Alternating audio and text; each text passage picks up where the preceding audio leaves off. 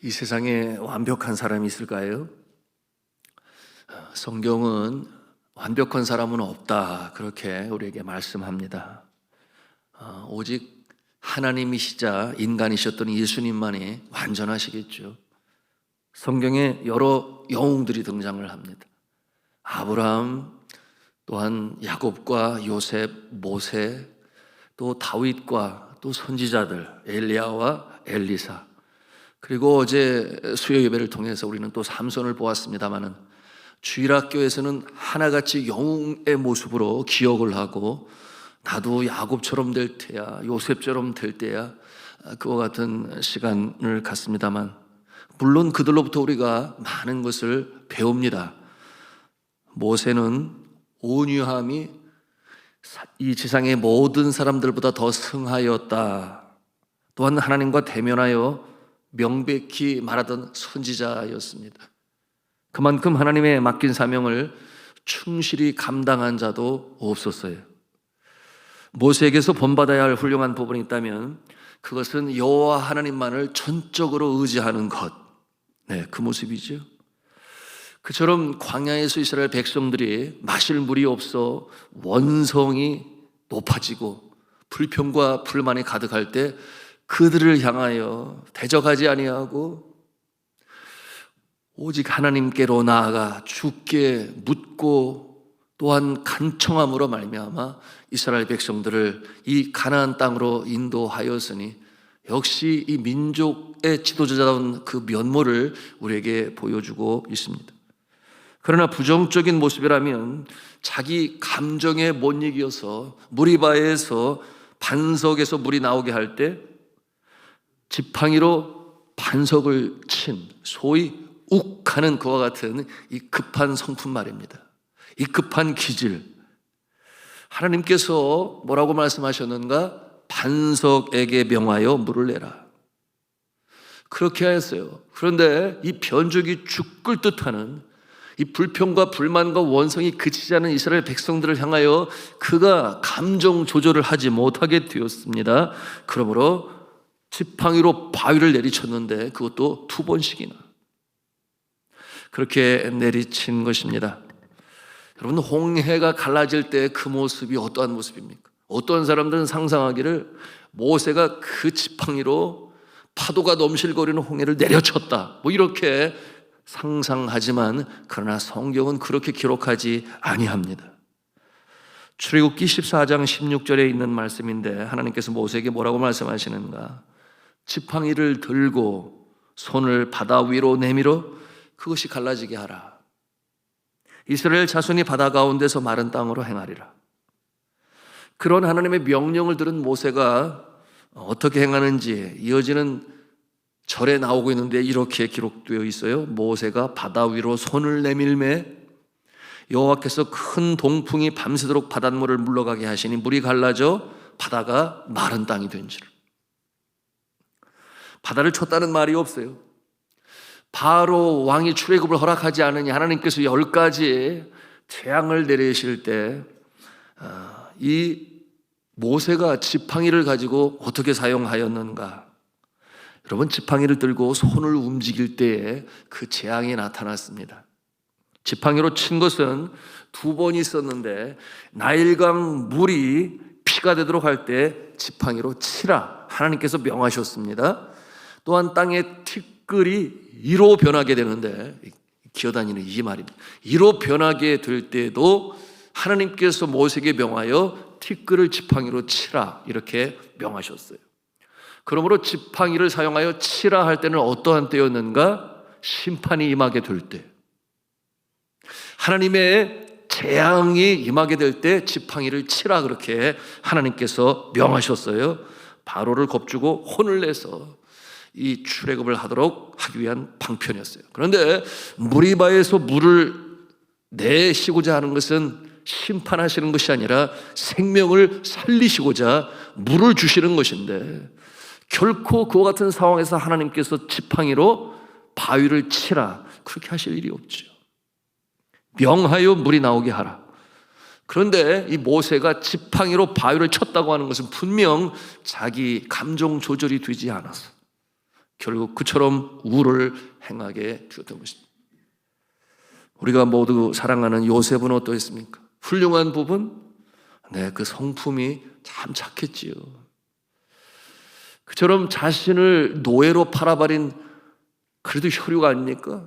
그럼에도 불구하고 그 형들을 용서하고 또한 이 기근으로 시달리는 그들 가족들을 그 비옥한 목축업을 하기에 가장 적합한 고센 땅으로 인도하여 정착하게 해준 이 요셉의 착한 성품, 참 우리가 본받아야 할 모습이죠. 여러분, 그런데 그에게 어떠한 부정적인 모습이 있습니까? 네, 요셉도 사람을 의지할 때가 있었다. 물론 태생적으로 사랑하는 라헬 아닙니까? 라헬의 이 아들인 이 요셉을 그의 아버지는 누구보다 더 많이 사랑했죠.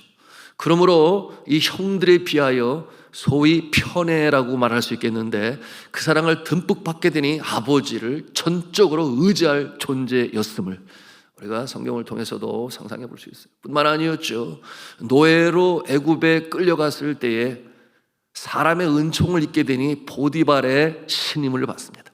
그러므로 사람을 의지하는 것은 어쩌면 당연한지도 모르겠는데요, 이와 같은 모습은 그러지 말아야 할 상황 가운데서도 나타나게 되니 감옥에 갇히게 되었을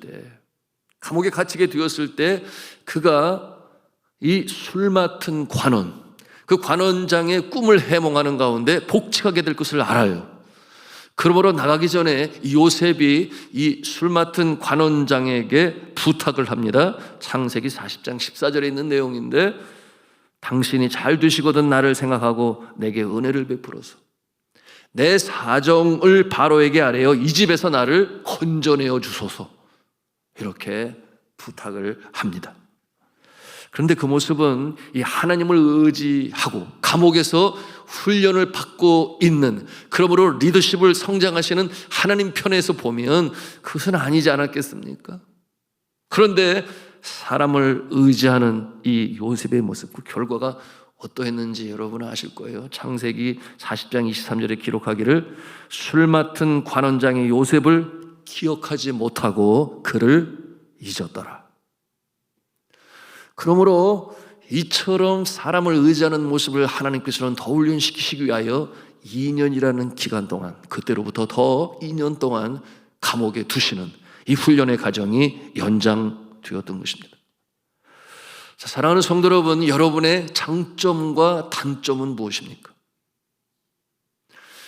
내가 생각하기에 자타가 공인하는 나의 장점, 그런가 하면은 여전히 부족한 모습, 나는 적어도 이 부분에서는 하나님을 기쁘시게 할 수 있어, 이와 같은 부분 말입니다. 정말 그런 부분이 있으시기를 주님의 이름으로 축복합니다. 겸손함, 신실함, 구령열, 기도생활, 헌금생활, 온전한 주일 성수, 남을 돕는 은사, 다 좋습니다. 필요한 것이죠. 많을수록 좋아요. 그런데 앞에서 말씀드렸습니다마는 우리 인간은 그 어느 누구도 완벽한 존재는 없다. 우리가 이것을 알아야 돼요. 연약한 부분이 있을 거예요. 그렇다면 우리의 마음에 이런 질문이 이를 수 있죠. 그러면 이 연약한 존재를 하나님께서는 버려두시는가? 사용하시지 아니하시는가? 여러분, 성경에 보면 하나님께서는 연약함 때문에 미워하시고 사용하시고 하지 아니하시고 그런 하나님이 아니시라. 그 연약함은 연약함대로서 들어서 사용하시고 또한 사용하시는 가운데 훈련을 시키셔서 더 주님의 성품을 닮아가게 하시는 좋으신 여호와 하나님 아버지신 줄로 믿으시기를 바랍니다. 그것이 오늘도 이 새벽에 주 앞에 나와 기도하며 주님의 손길을 고대하는 우리의 모습인 것입니다.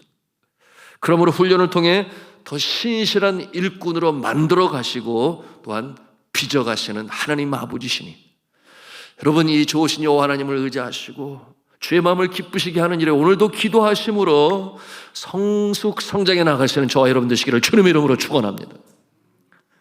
자, 오늘 이제 성경에 등장하는 또 한 사람, 그 새로운 이름을 보게 되니 요나단이에요.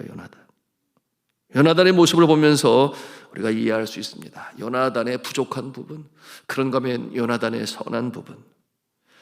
여러분, 이 요나단은 부족한 부분이 많아요. 결론적으로 보면 이 아버지가 왕이니까 차기 왕의 순서로 보면 첫 번째 자리에 서 있을 수 있는 아들 요나단이에요.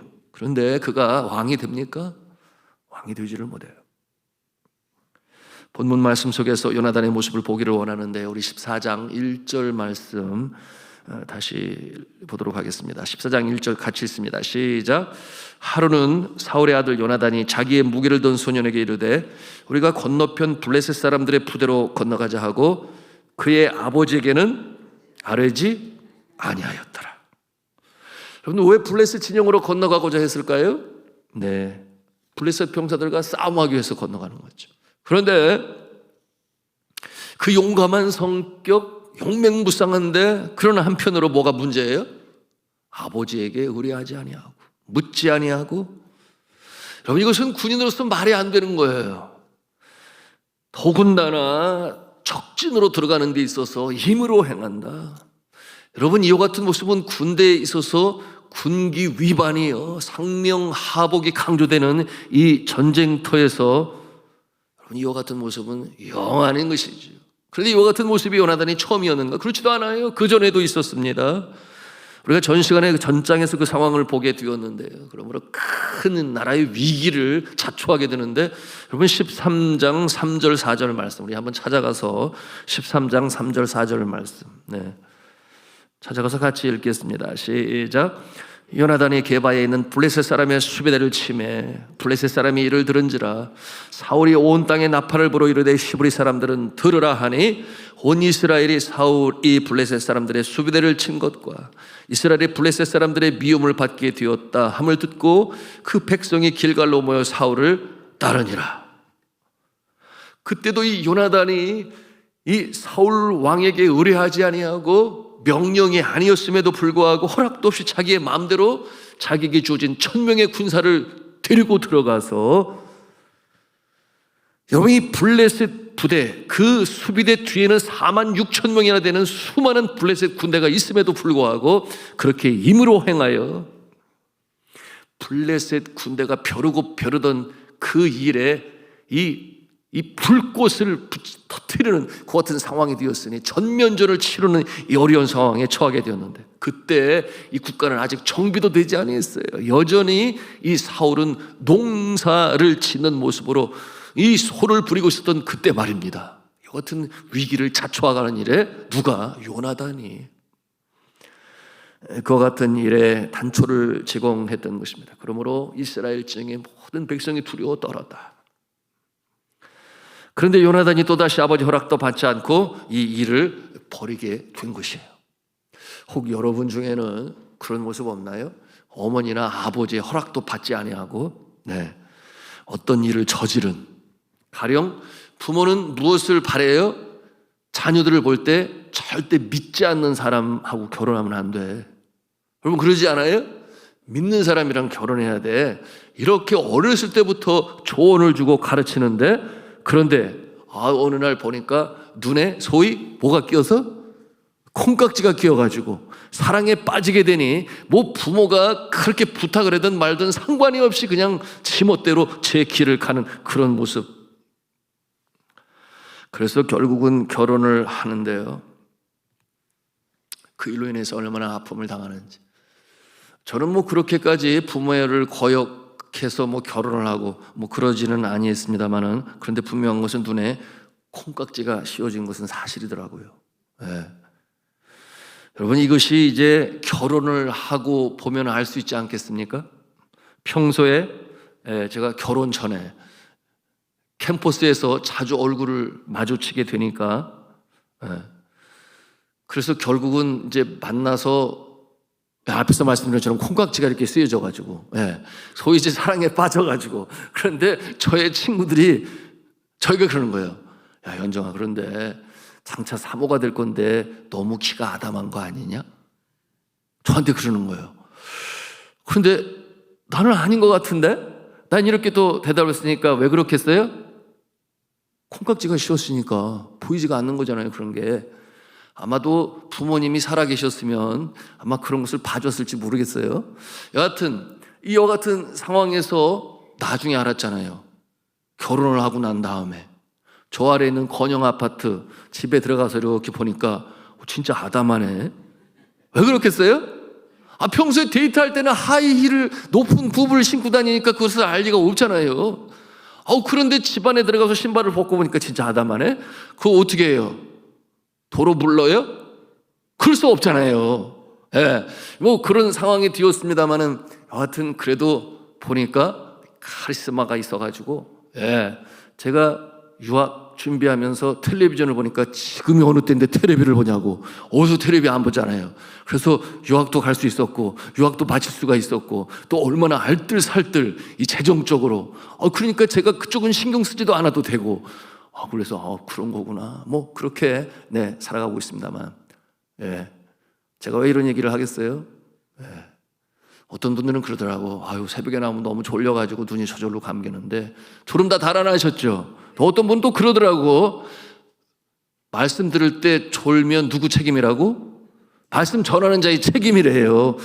그래서 하여튼 뭐 이렇게 지나가고 있습니다만은 아버지 사울 왕의 허락도 없이 요나단이 이렇게 행하여 나라의 위기를 자초하게 되었다. 여러분, 그러므로 이 아버지 된 사울 왕이 이 요나단을 바라볼 때 얼마나 속이 탔을까요? 여러분, 얼마나 속이 터질까요? 여러분, 자식이 아니라면 불복종으로 다스려서 당장 그 자리에서 쫓겨낼 뿐만 아니라 뭐 영청에 가둬야 할 이와 같은 상황 아니었겠습니까? 이러한 상황에서 사울은 아주 신중하죠. 대규모로 이제 공습에 쳐들어올 블레셋 군대를 생각하면서 왕으로 할 수 있는 이스라엘의 금식을 선포합니다. 여러분, 성경에서 전쟁을 앞두고 금식을 선포하는 것은 회개를 상징하고 있는 거예요. 주님 앞에 지은 죄를 먼저 회개하고 우리가 전쟁에 임해야 하나님의 영이 우리와 함께 할 것 아니냐, 이와 같은 이제 선포를 하게 되는데요. 그래서 백성들에게 그 음식을 선포하고 뭐라고 명안을 하는가? 음식을 먹으면 저주를 받게 될 것이다. 이와 같은 내용으로 아주 강력한 그 음식을 선포합니다. 이와 같은 상황에서 요나단의 급한 성격이 또다시 나타나게 되는데, 그 음식을 선포한 기간에 전투를 마친 요나단이 많이 지쳤어요. 얼마나 배가 또 고팠겠어요.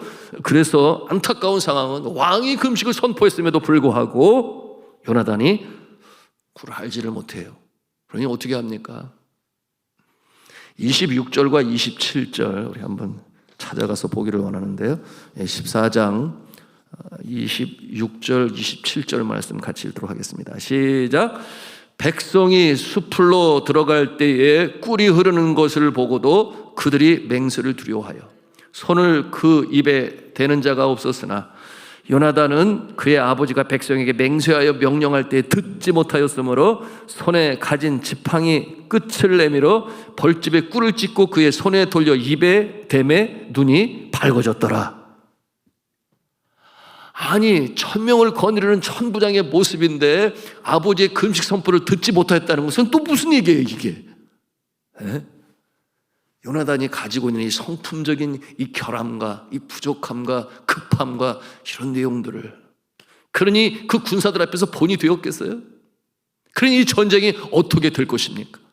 그럼 이 부분은 오늘 시간상 내일로 이어가도록 하겠습니다. 자, 오늘 말씀을 통해서 우리가 배우고 깨달아야 할 영적인 교훈은 무엇입니까? 그것은 바로 완벽한 사람은 없구나. 완벽한 사람은 없구나. 그러므로 여러분, 이 역사는 하나님이시요, 성품은 예수님이시요, 지혜는 성령님이시요, 이 성삼위 하나님, 이 삼위일체의 하나님을 제외한 이 땅에 어떠한 사람도 완벽한 사람은 없는데 혹여라도 우리가 교만하지 말아야 하고 또 나는 더 겸손해야 하고, 그럼에도 불구하고 우리가 소망을 갖는 것은 부족하고 연약하지만 하나님께서는 들어서 사용하시는구나. 그리고 변화시키시고 성숙시키셔서 주의 역사를 이루어 가시는구나. 여러분, 이 새벽에도 기도할 때 주여 나의 연약함을 내려놓사오니 십자가에 못 박게 하여 주옵시고 나는 죽고 예수로 살아가게 하여 주옵소서. 이와 같은 기도를 드리시고, 또한 어려운 가운데 있음에도 불구하고 주를 찾으며 의지하는 자는 주께서 긍휼히 여기사 상황을 변화시키시고 놀라운 주의 역사를 이루시니 전적으로 주를 의지하며 오늘도 주 앞에 간구하시는 저 여러분 다 되시기를 주님의 이름으로 축원합니다.